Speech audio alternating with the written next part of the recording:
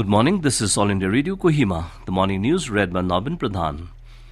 The Health Ministry has issued standard operating procedures on preventive measures in markets to contain the spread of COVID-19.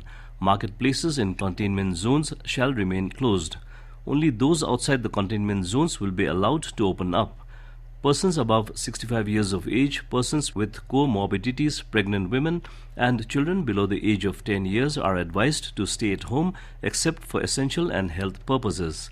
Employees who are at higher risk, that is, older employees, pregnant employees, and employees who have underlying medical conditions, must take extra precautions.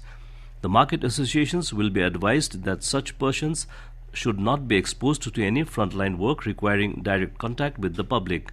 Prior to resumption of daily activities, all work areas inside the shop shall be sanitized by the shop owners. Cleaning and regular disinfection of frequently touched surfaces should be done before opening of shops at the end of the day and at other appropriate times.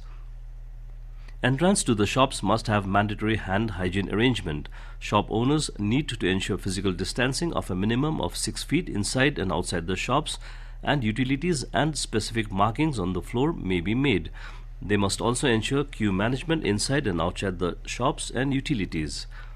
The concerned Ayush Doctors Association Nagaland has urged State Health and Family Welfare Department to uphold the Guwahati High Court Kohima bench judgment directing requisition of 21 Ayush Medical Officer posts to the Nagaland Public Service Commission NPSC.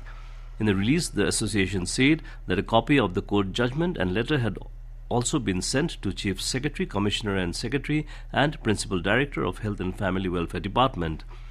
The association therefore expressed hope that the department would uphold the court judgment and take necessary action. Agriculture Minister Narendra Singh Tomar has said that the new Farm Reforms Act which have been brought are in the interest of farmers. He said that they have been brought after a long wait. Talking to reporters in New Delhi yesterday, Tomar said if farmers have any objection to these acts, then the government is fully ready to discuss with them to address their concerns. Tomar said they should not resort to the way of protest as it affects the citizens. The fourth round of talks between the government and the farmers' representatives will be held today. Agriculture Minister Narendra Singh Tomar, Commerce Minister Piyush Goyal and Minister of State for Commerce Som Prakash met the representatives of farmers' organizations from Punjab in New Delhi on Tuesday to discuss the issues concerning them. Union Education Minister Ramesh Pokhriyal Nishank has set up a task force for preparing a roadmap on imparting technical education in mother tongue.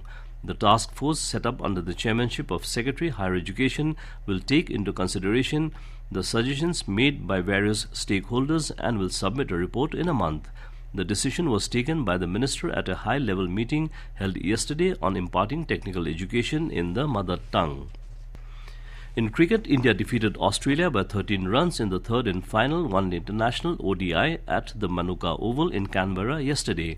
Chasing the target of 303 for a win, Australia could make 289 and were all out in 49.3 overs. Earlier, electing to bat first after winning the toss, India made 302 for the loss of 5 wickets. Australia have already clinched the 3-match series by winning the first and second ODIs. Both the countries will also play 3 T20 and 4 Test matches. While the first T20 will be played tomorrow in Canberra, the second and third matches will take place in Sydney on 6th and 8th of this month. The first test begins in Adelaide from 17th December. And as the nation fights COVID-19 pandemic, let us all remember to stay safe and protected by following these 3 simple steps. Wear a face mask, wash hands frequently with soap and water, or use hand sanitizer and follow social distancing norms. And that's all the news we have for you this morning. Have a nice day.